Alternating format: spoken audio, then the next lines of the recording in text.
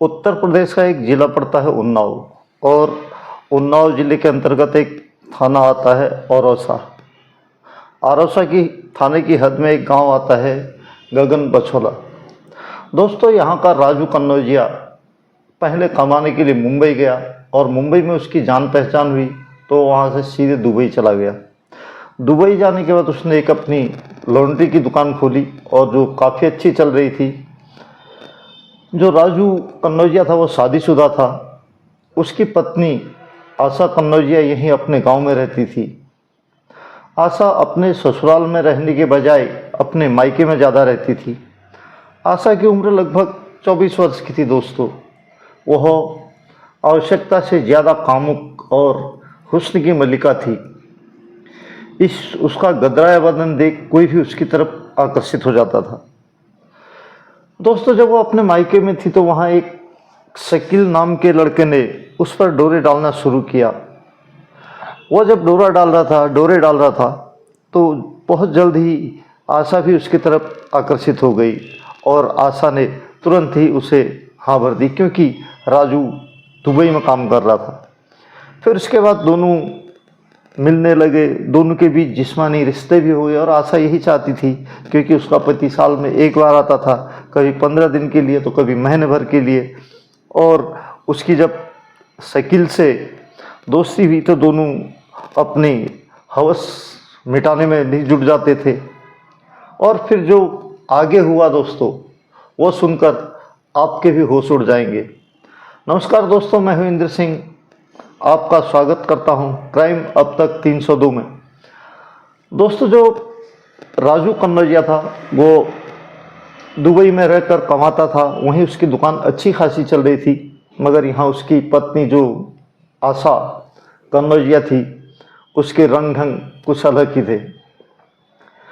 अब बात ये होती है दोस्तों कि जो आशा कन्नौजिया थी वो दिल फेंक तो थी ही। उसके शकील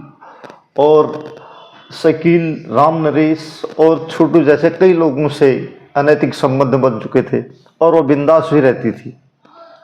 इसी के चलते दोस्तों, वहाँ का एक जो उमेश कन्नौजिया नाम का एक लड़का है जो जिला पंचायत का सदस्य भी बन चुका था, वो काफ़ी हैंडसम भी था और लोगों के सुख दुख में काफ़ी मदद करता था। तो वो कहीं भी चला जाता था, किसी के भी सुख दुख में। और जो आशा कन्नौजिया थी, उसकी माँ राजेश्वरी कन्नौजिया, वो भी नगर पंचायत का चुनाव लड़ना चाहती थी। इसी वजह से उसने उमेश कन्नौजिया के साथ उसकी जान पहचान हुई और दोनों अगल बगल के गांव के थे, तो जान पहचान हो गई। तो अब उमेश कन्नौजिया जो था उसकी मदद करने लगा और इसके बीच उसको उसके घर आना जाना भी हो गया। जब दोस्तों घर आना जाना हुआ तो उसकी मुलाकात जो आशा कन्नौजिया थी उससे भी फिर धीरे धीरे दोनों में बातें होने लगी, जान पहचान बढ़ी। अब आशा कन्नौजिया भी इससे जो उमेश कन्नौजिया था उससे खुलकर बातचीत करने लगी।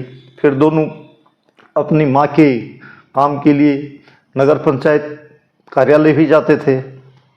इसी बीच इन दोनों के बीच में रिश्ते बन गए दोस्तों, दोनों के अवैध संबंध हो गए।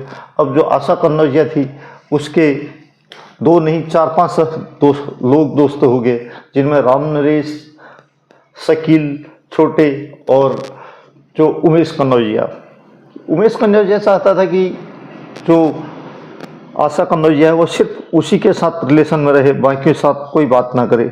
लेकिन जो आशा कन्नौजिया थी उसका दिल सिर्फ उमेश से नहीं भरता था, वो कई लोगों के साथ एक साथ बात करना चाहती थी और कई लोगों से एक साथ संपर्क में रहना चाहती थी। और यही कारण था उमेश कन्नौजिया ने एक बार उसे थप्पड़ भी मार दिया, लेकिन वो उस टाइम कुछ नहीं बोली। फिर एक बार उमेश कन्नौजिया ने उससे कहा कि वो सिर्फ उसी के साथ बातें करे, उसी के साथ रिलेशन में रहे, बाकी लोगों को छोड़ दे। लेकिन जो आशा कन्नौजिया थी उसने मना कर दिया। उसने कहा तुम्हारा हिस्सा तुमको मिल रहा है, बाकी तुमको क्या लेन देना। जबकि उमेश कन्नौजिया उन तीनों से काफ़ी हैंडसम और काफ़ी कमाऊ भी था, लेकिन आशा कन्नौजिया को इससे कोई मतलब नहीं था, पैसा कौड़ी उसका पति भेज ही रहा था। ये बात चलती रही दोस्तों। आखिरकार एक दिन जब उमेश कन्नौजिया को लगा कि आशा कन्नौजिया उसकी अब उससे बेवफाई करने लगी है, उसके कहने को नहीं मानेगी, तो उसने एक दिन गुस्से में आकर जो आशा कन्नौजिया का पति था राजू कन्नौजिया, उसको फ़ोन करके बता दिया कि उसकी पत्नी के अवैध संबंध कई लोगों से हैं, जिनमें उसने 3 लोगों का नाम भी लिया। जब ये बात जो राजू कन्नौजिया था उस पर उसके कानों में पहुंची तो आग बबूला हो गया। उसने अपनी पत्नी को फ़ोन किया और उससे सारी चीज़ें हकीकत जानने की कोशिश की, मगर उसने उसको बताया कि तुम दूसरे की बात पर आकर मेरे को शक कर रहे हो मेरे ऊपर, ये तो अच्छी बात नहीं है, क्योंकि वो कुछ भी बोल सकता है। लेकिन जो आशा कन्नौजिया थी दोस्तों, उस दिन उसने ये ठान लिया कि उमेश कन्नौजिया को इसका पूरा हिसाब किताब चुकाना होगा, उससे बदला लेना होगा। उसने इसके लिए दोस्तों अपने तीनों दोस्तों को, राम नरेश, शकील और छोटे को इस बारे में बताया और तीनों से कहा कि उसको अपने रास्ते से हटाना है, वरना मैं तुम लोगों से भी नहीं मिल पाऊंगी। तीनों लोग तैयार हो गए। फिर आया दोस्तों 13 नवंबर। 13 नवंबर को जो आशा कन्नौजिया थी उसने उमेश कन्नौजिया को फ़ोन किया कि जो हुआ वो भूल जाओ, हम वापस आपसे मिलना चाहते हैं। तो उमेश कन्नौजिया बड़ा खुश हो गया। वो सीधे अपने गांव से उसके गांव पहुंचा। तो वहां जाकर उसने उसके आशा कन्नौजिया का गांव है गड़ी महदैया पहुंचा और वहां जाकर उससे मिला और उसने काफ़ी आवभगत की उसकी, और दोनों काफ़ी देर तक बातें करते रहे। फिर जो आशा कन्नौजिया थी उसने प्लानिंग के मुताबिक उससे खाना खिलाया, शराब पिलाई और उसके खाने में दोस्तों नशे की गोलियां मिला दी। और दोनों फिर उसके बाद हम बिस्तर होने के लिए आशा कन्नौजिया और जो उमेश कन्नौजिया था दोनों अपने उसके रूम में चले गए और दोनों हम बिस्तर भी हुए। हम बिस्तर होने के बाद कुछ देर के बाद जो उमेश कन्नौजिया था वो बेहोश हो गया, नींद में चला गया मतलब। तो इसका फ़ायदा उठाकर वो आई बाहर। उसने जो पहले से एक हाथ लगाकर उसके दोस्त बैठे थे राम नरेश, शकील और छोटे को बुलाया कि अब वो सो गया है, पूरी तरह बेहोश है, अब आप लोग अपना काम कर दो। तो दोस्तों इन चारों ने मिलकर जो उमेश कन्नौजिया था उसकी हत्या कर दी। दोनों ने उसके पैर पकड़े और जो आशा कन्नौजिया थी और छोटे, उसने उसके हाथ पकड़े और जो शकील था उसने रस्सी से उसका गला दबा दिया और गला तब तक दबाता रहा जब तक वो शांत न पड़ जाए। उसके बाद इन तीनों ने उसको एक ऑटो रिक्शा में डालकर, जिसका नंबर है UP 35E 8902, उसमें डालकर एक नहर पड़ती है दोस्तों जिसका नाम है शारदा सहायक नहर, उस पर शारदा सहायक नहर के किनारे फेंक दिया और उसकी मोटरसाइकिल भी वहीं फेंक दी। अब मोटरसाइकिल जब किसी ने दूसरे दिन लाश देखी तो पुलिस को इत्तला किया, तो पुलिस पहुंची। पुलिस पहुंचने के बाद उसने लाश का पंचनामा भरा और उसे पोस्टमार्टम के लिए भेज दिया। पोस्टमार्टम से भेजने के बाद पता चला कि उसकी गला दबाकर हत्या की गई है और पुलिस ने इसकी इंक्वायरी आगे बढ़ाई। इंक्वायरी आगे बढ़ाने में सबसे पहले उमेश कन्नौजिया का मोबाइल नंबर निकाला, उसका CDR निकलवाया।